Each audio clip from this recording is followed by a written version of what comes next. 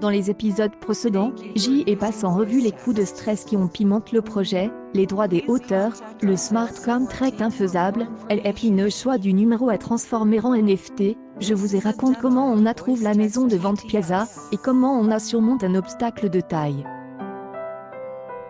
En France, les biens incorporels, comme les œuvres numériques, n'ont pas le droit de faire l'objet d'une vente aux enchères publiques. L'histoire ne s'arrête pas là. Vous pensez bien que ni 20 minutes, ni Piazza, ni autrice de ces lignes, ne vont se faire de l'argent sur cette vente aux enchères. Il s'agit avant tout d'un projet éditorial qui permet de dévoiler les dessous de l'obscure technologie des non-fungible tokens. 20 minutes reversera l'argent de la vente à une association. J avait assez hâte de trouver une organisation qui aide les journalistes en difficulté à l'international, mais hormis Reporters sans frontières, je ne sais pas ce qui se fait en matière des associations internationales. Sur les conseils d'une collègue, je prends contact avec Anthony Bellenger, secrétaire général de la Fédération internationale des journalistes, FIJ, pour profiter de ses lumières, et passer en revue les différentes ONG existantes. En discutant avec lui, je prends conscience que le fonds de sécurité de la FIJ coche toutes les cases, un organisme international qui vient en aide aux journalistes en difficulté sur le terrain. Avec la crise afghane, le Safety Fund est plus d'actualité que jamais. Pour ceux qui, comme moi, ne connaissent pas bien la FIJ, elle fédère les organisations syndicales et associatives nationales et représente au total 600 000 journalistes dans le monde. En tant que secrétaire général de la FIJ, je représente la profession devant les instances des Nations Unies quand il y a des discussions sur les conditions de travail, les salaires, la santé, explique Anthony Bellenger. La protection des journalistes est ma mission. Et en tant que Fédération internationale, on élabore la Charte mondiale d'éthique des journalistes, poursuit-il. Adoptée lors du 30e congrès mondial de la FIJ à Tunis, en 2019. Elle précise les droits et les devoirs des journalistes en termes d'éthique. Mediapart, par exemple, elle a publié sur son site internet.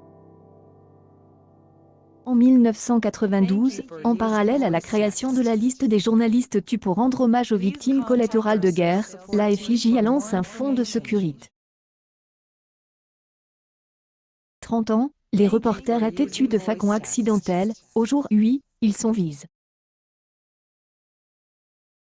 Le fonds de sécurité est une bouée de sauvetage pour les journalistes menacés ou dans le besoin, peut-on lire sur le site internet. Il aide les familles lorsqu'elles ne peuvent pas payer les obsèques d'un journaliste, il vient au secours des reporters blessés ou en danger. Récemment, un collègue avait pris une balle dans l'abdomen en Somalie et le chirurgien attendait que l'argent tombe sur son compte pour commencer l'opération parce qu'elle coûtait trop cher. C'est terrible, illustre-t-il. La FIJ a été mobilisée pour la crise en Afghanistan. Le 15 août dernier, Kaboul est tombé entre les mains des talibans, provoquant une crise financière, une insécurité alimentaire, du chômage début septembre. Plusieurs dizaines de journalistes ont été frappés. Arrêtons empêche de couvrir les manifestations. On a fait partir tous ceux qui étaient en danger. Que les talibans harcelant bien plus que les médias étrangers. Il y a 700 journalistes au Pakistan, moins de 200 en France, quelques centaines au Royaume-Uni, États-Unis, au Canada et en Australie, poursuit Anthony Bellenger. Maintenant ils restent tous sur place.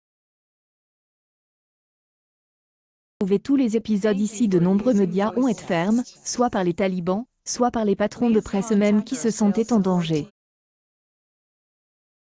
Les journalistes ont plus de travail. Avec les deux syndicats de journalistes en Afghanistan, on a reçu 40 000 € sur un fonds spécial en quelques semaines pour leur payer un logement, de la nourriture et les frais de santé. Il y a eu une inflation énorme. La nourriture a augmenté.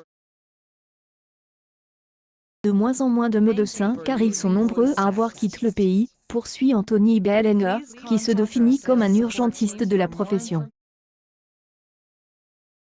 Avec le fonds de Securite, la FIJ envoie, en moyenne, 80 000 € dans le monde tous les ans, mais elle reçoit à peine 12 000 ou 13 000 € par an. On a zéro moyen, on fait avec ce qu'on a, conclut-il.